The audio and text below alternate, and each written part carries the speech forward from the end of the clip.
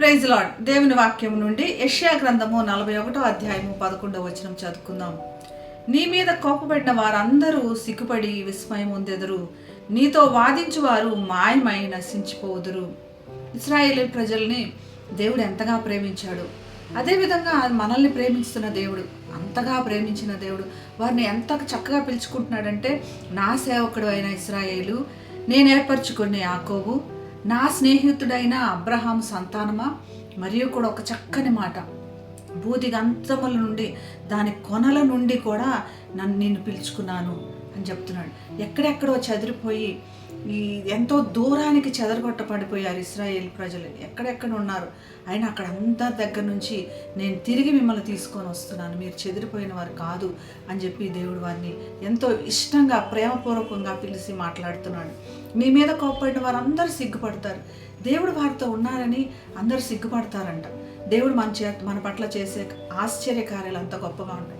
ఎందుకు అలాగ ఉంటాయంటే, అవును, మన మీదకి శత్రువులు వస్తున్న వాళ్ళే కన్ఫ్యూజ్ అయ్యి వాళ్ళే చనిపోయేటట్టు చేస్తాడు. మరి వారు దారి తప్పిపోయేటట్లు చేస్తాడు. రాత్రికే ఆజ్ఞ మారిపోయి రాజా అనుగ్రహం మనకు వచ్చేటట్లు చేస్తాడు. సింహాల నోర్లు మోయిస్తాడు. మరియు కూడా రాత్రే మరి సముద్రంలో శత్రువులందరూ ఇంకెన్నటికి వారు కనపడనీయకుండా ఇంత గొప్ప కార్యాలు చేస్తాడు. కాబట్టి శత్రువులు మనల్ని చూసి సిగ్గుపడతారు అని దేవుడు చెప్తున్నాడు. ఈ గొప్ప దేవుడు మనల్ని పిలుస్తున్నాడు.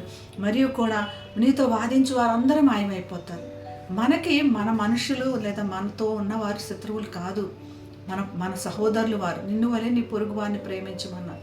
మనకి శత్రువులు మనుషులు కాదు, మన శత్రువుడు ఓన్లీ సైతానుడు మాత్రమే. మనం ప్రతి ఒక్క మనిషిని ప్రేమిద్దాం. మన నాశనము, మన శత్రువులు ఎంత కోరుకుంటున్నా అది దేవునికి అప్పచెప్దాం.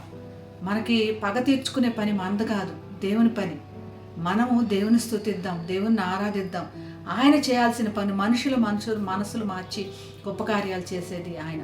దేవుని స్తుతించి గణపరిచి ఆశ్చర్య కార్యాలు చూద్దాం. ప్రార్థన చేసుకుందాం. మహాపరిశుద్ధుడైన యేసయ్య, మా గురించి యుద్ధం చేసి, మా గురించి లక్ష్యం కలిగి మమ్మల్ని రక్షించడానికి ఎంతో గొప్ప ప్రణాళికలు కలిగిన దేవుడు ప్రభువా, నీ కృతజ్ఞతలు చెల్లిస్తూ, మాతో ఉన్నందుకు నీ కృతజ్ఞతలు చెల్లిస్తూ యేసు నామమున ప్రార్థిస్తున్నాం తండ్రి.